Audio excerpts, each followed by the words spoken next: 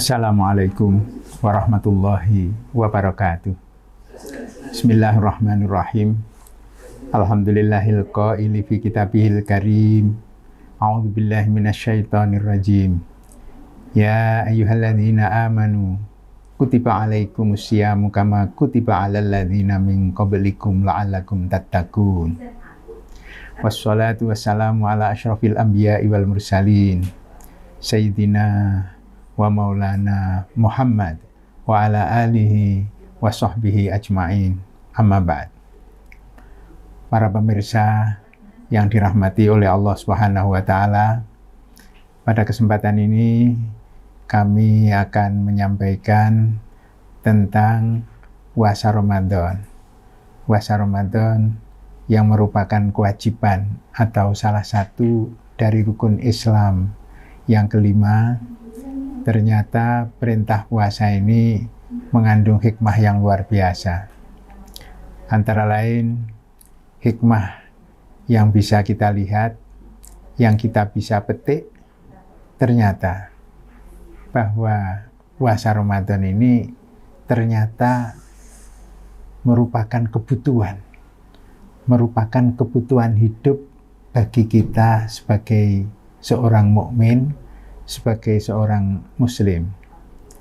Karena di dalam ayat yang tertera di dalam surat Al-Baqarah, bahwasanya yang artinya, wahai orang-orang yang beriman, diwajibkan kepada kamu puasa sebagaimana diwajibkan bagi umat-umat sebelum kamu.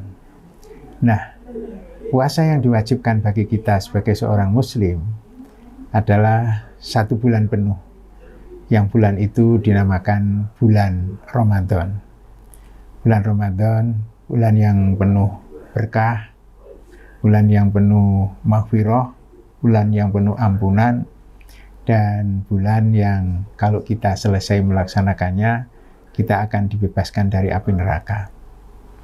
Nah, berkaitan dengan pelaksanaan ibadah puasa Ramadan, maka di situ akan menimbulkan sifat-sifat dan watak bagi kita sebagai umat Islam. Antara lain, yang namanya kita ini dilatih untuk menjadi orang yang jujur, menjadi orang yang disiplin, menjadi orang yang amanah. Nah,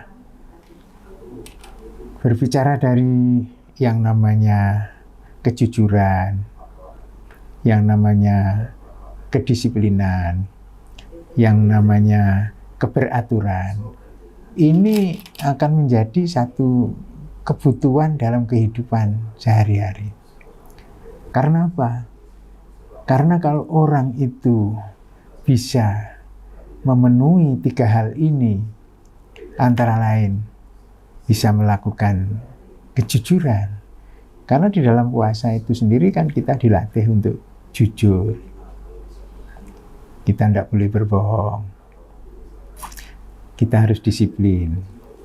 Nah, kejujuran-kejujuran yang sudah terbiasa kita lakukan pada saat bulan puasa Ramadan inilah ternyata merupakan satu kebutuhan hidup. Karena apa? Karena dengan perilaku kejujuran ini, apa yang mungkin sehari-hari dilakukan dengan sulit, maka akan merupakan kemudahan. Apa yang dilakukan dengan berat, insya Allah, karena dengan kejujuran inilah akan menjadi ringan. Karena kejujuran ini akan membawa satu perbuatan yang mengarah kebaikan. Dan perbuatan kebaikan ini akan mengarah yaitu kebalasan kita besok di akhirat yang disebut dengan surga. Nah, para pemirsa yang dirahmati oleh Allah Subhanahu wa ta'ala. Dan ternyata kejujuran juga merupakan salah satu dari sifat Nabi kita Muhammad Shallallahu Alaihi Wasallam. Dengan kejujuran ini orang pasti akan senang, baik itu berteman, baik itu berurusan dalam kaitan muamalah ma'al makhluk, dari sisi perdagangan, kemudian dari sisi pertemanan, kemudian dari sisi-sisi yang lain. Orang kalau punya perilaku kejujuran, orang pasti senang. Nah, akhirnya kejujuran ini menjadi salah satu kebutuhan dalam kehidupan ini. Ini yang pertama. Kemudian yang kedua, yang berkaitan dengan disiplin. Disiplin ini orang yang sangat memperhatikan terutama efisiensi. Efisiensi waktu, efisiensi dalam melaksanakan pekerjaan atau melaksanakan kegiatan-kegiatan yang lain. Kita ini di dalam puasa Ramadan sudah dilatih untuk terbiasa menjadi orang yang disiplin. Contohnya apa? Contohnya kalau waktu berbuka, kita sudah jelas jadwal berbuka puasa adalah jam sekian. Tidak ada yang berani maju. Nggak apa-apa lah, tinggal 1 menit aja kita maju. Nggak berani, karena akan menjadikan puasanya tidak sah. Begitu pula pada waktu sahur. Sahur sunnah diakhirkan. Ya, tidak apa-apa kita akhirkan, biar nanti akhir-akhir saja. Nah ternyata sudah waktu subuh, baru sahur, tidak sah. Nah kita harus disiplin, terutama yang berkaitan dengan waktu. Sudah ditentukan waktunya jam sekian, kita juga menepati. Kita sudah ditentukan waktu sahur, itu jam sekian. Kita supaya berhati-hati, maka ada istilah imsak. Kalau sudah imsak, kita sudah harus berhenti. Walaupun sebenarnya masih boleh, tapi takut nanti waktu setelah imsak kebablasan sampai dengan datang yang namanya waktu subuh. Nah, disiplin-disiplin seperti inilah yang harus menjadi kebiasaan setelah kita melaksanakan ibadah puasa Ramadan. Disiplin ini merupakan satu kebutuhan. Ternyata kebutuhan manusia itu di samping kejujuran, ternyata ada yang disebut dengan kedisiplinan. Kalau kita disiplin, kita juga melaksanakan pekerjaan tepat waktu. Oh, ini targetnya 3 hari, kita selesaikan tepat waktu. Kemudian kita juga melakukan pekerjaan yang lain. Pekerjaan yang lain ditentukan waktunya sekian. Jadi kita juga harus tepat waktu. Kalau kita tepat waktu, berarti efisiensi ini bisa kita miliki. Sehingga dengan demikian, insya Allah, kalau ini kita miliki, dan ini merupakan kebutuhan hidup bagi kita.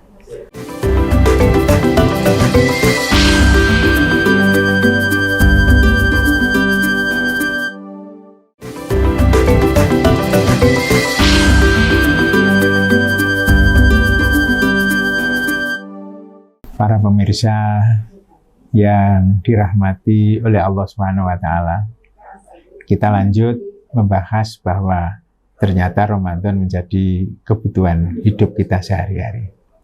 Tadi sudah saya jelaskan bahwa perilaku kejujuran, perilaku kedisiplinan, dan kemudian juga kita akan mencoba bahwa kebutuhan hidup kita melalui puasa ini ada yang disebut dengan amanah. Apa yang sudah kita lakukan, apa yang sudah kita kerjakan, baik itu urusan pribadi, urusan yang berkaitan dengan orang lain, atau urusan yang berkaitan dengan pekerjaan di kantor atau di tempat-tempat lain, maka kalau 2 ini sudah kita miliki, maka akan ada yang namanya amanah. Amanah adalah kepercayaan. Jadi orang itu akan memberikan kepercayaan, orang lain akan memberikan trust kepada kita kalau kita bisa mempunyai yang disebut dengan sifat jujur, sifat disiplin, maka otomatis kita akan mendapatkan yang disebut dengan amanah. Nah, dengan amanah inilah orang akan senang untuk bersahabat, untuk kemitraan dengan kita. Baik itu kemitraan dalam hal persahabatan, kemitraan dalam hal perdagangan, kemitraan dalam hal-hal yang lain yang berkaitan dengan perkembangan atau yang berkaitan dengan bagaimana kita ini melakukan kegiatan ekonomi. Nah, insya Allah lah, kalau kita sudah punya hal-hal yang kami sebutkan tadi, maka otomatis amanah akan menempel pada kita. Dan amanah ini sesuatu yang sangat penting dan sangat dibutuhkan dalam kehidupan sehari-hari. Karena apa? Karena kalau orang itu amanah, sudah barang tentu orang lain akan menaruh simpati.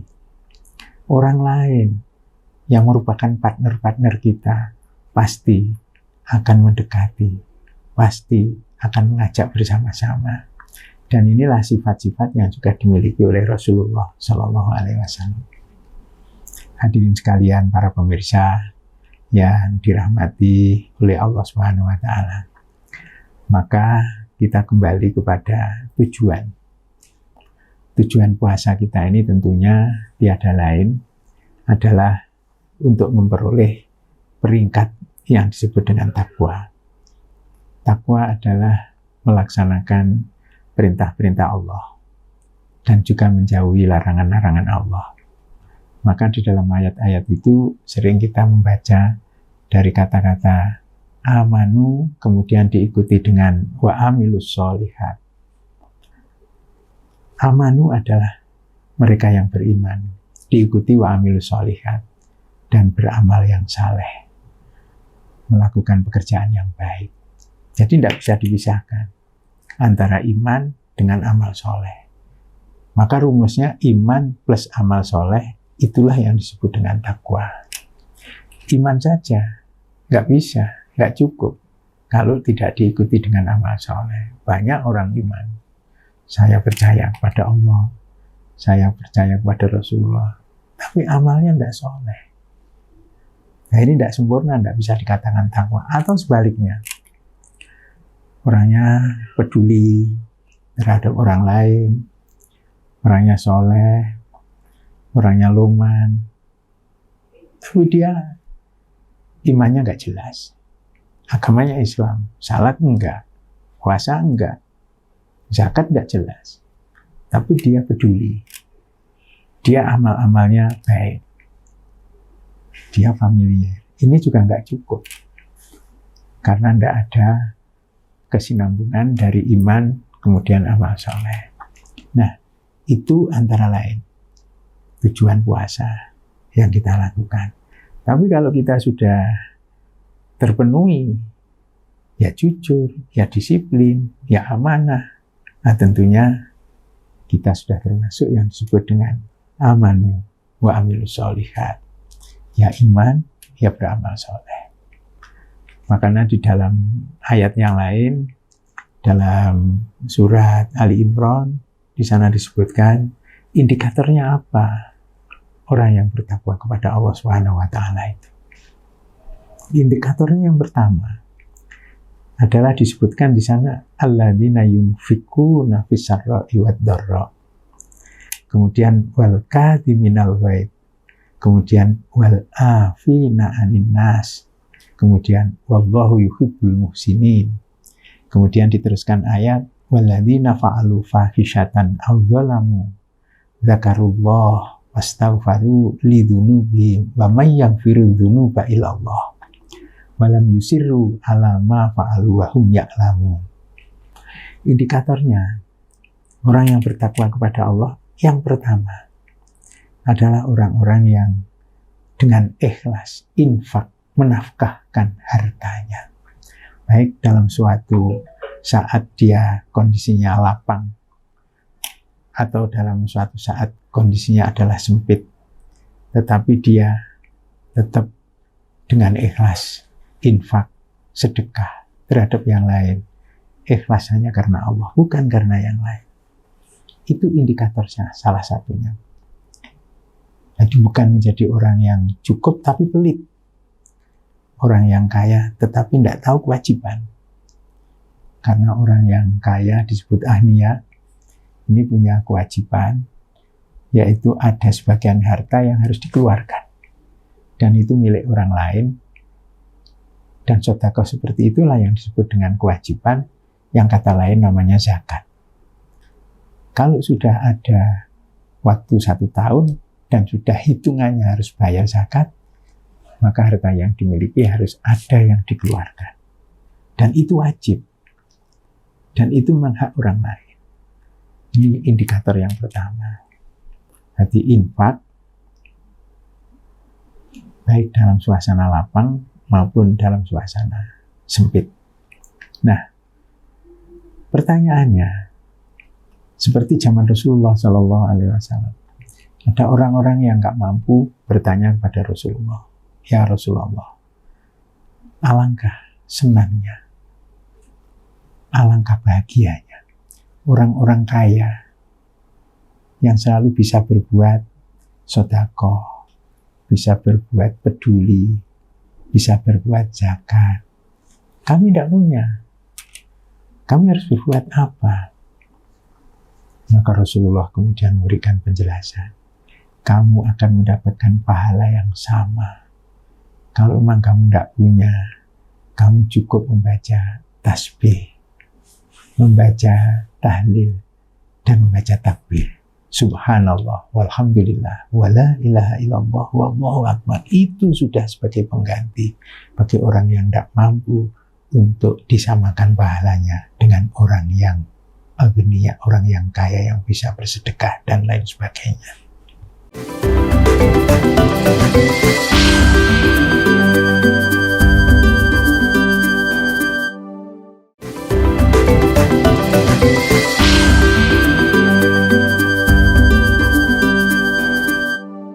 Para pemirsa yang berbahagia, kami lanjutkan penjelasan kami tentang indikator orang yang bertakwa kepada Allah.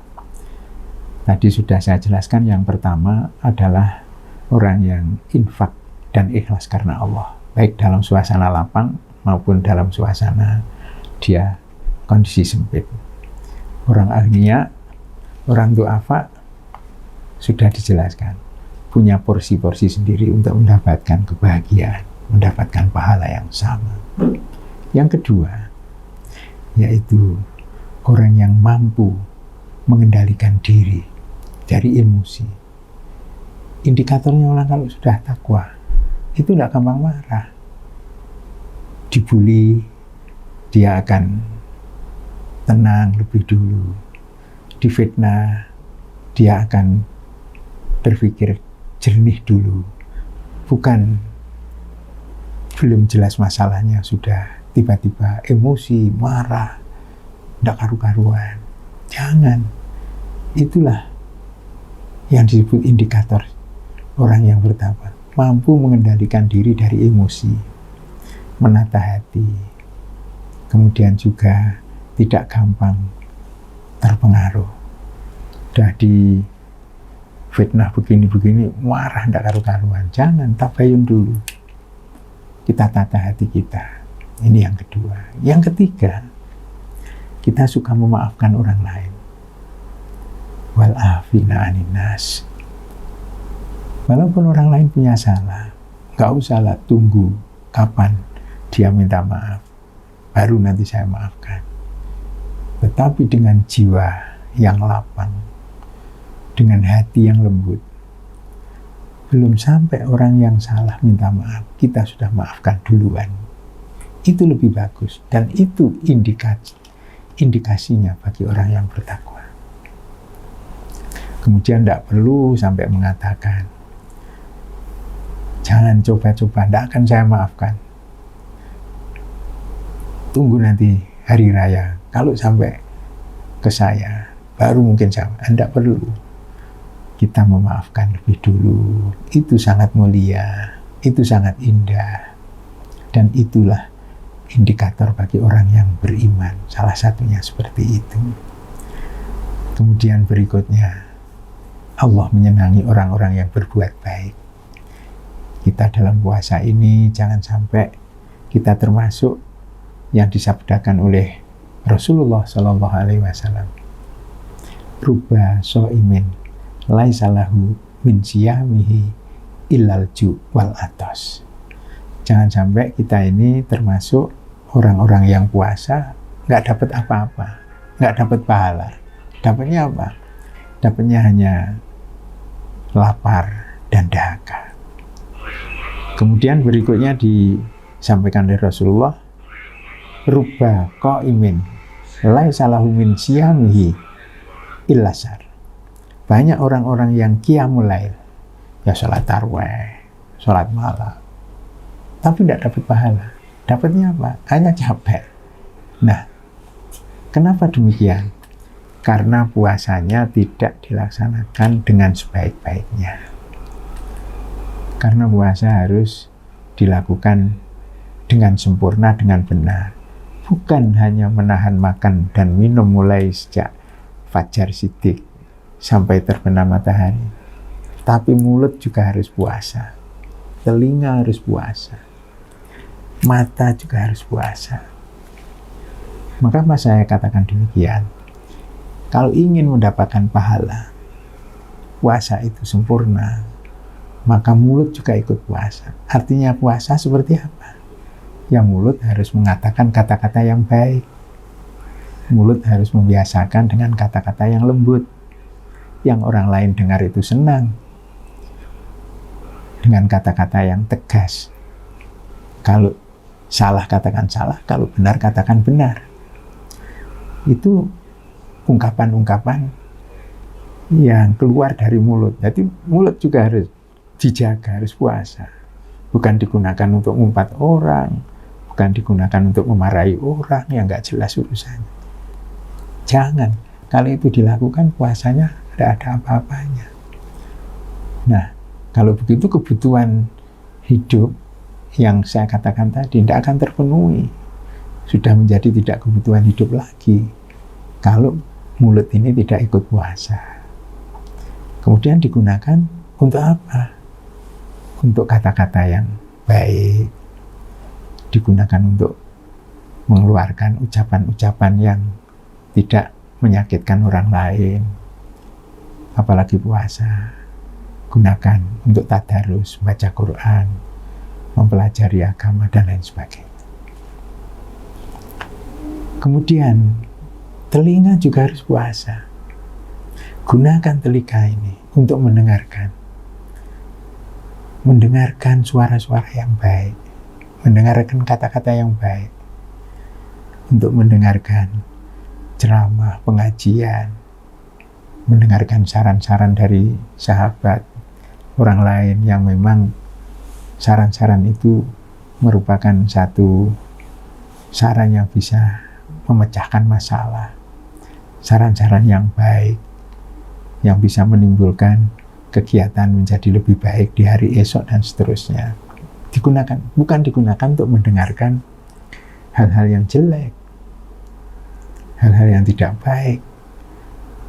Kita mendengarkan hal-hal yang menimbulkan hati kita ini menjadi hati yang gak lembut.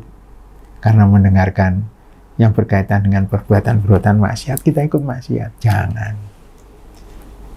Itulah puasa dari puasa pendengaran. Masih ada, yaitu puasa dari penglihatan. Apa yang harus dilihat? Yang tidak mengandung dosa. Jangan kemudian puasa ini matanya digunakan untuk melihat hal-hal yang jorok, melihat porno-porno dan lain sebagainya yang menimbulkan hawa nafsu. Tidak boleh, tinggalkan itu. Lihatlah hal-hal yang baik, seperti melihat hal-hal yang indah, yang bisa menumbuhkan kuatnya iman kita, yang bisa menjadikan setelah kita melihat apa yang kita lihat, kita menjadi dekat kepada Allah Subhanahu wa Ta'ala. Kita melihat persahabatan-persahabatan itu baik, kita mengikuti. Kita melihat orang-orang pada pergi ke masjid berjamaah. Setelah melihat, kita ikut, kita bersama-sama. Nah, itu yang baik. Oleh karena itu, puasa bukan hanya meninggalkan makan minum, tetapi juga kita menjaga mata kita jaga, telinga kita jaga, kemudian juga yang namanya mulut juga kita jaga dengan yang sebaik-baiknya. Barangkali itu yang bisa kami sampaikan pada kesempatan yang sangat berbahagia ini. Mudah-mudahan ada manfaatnya. Terima kasih. Akhirul kalam. Wassalamualaikum warahmatullahi wabarakatuh.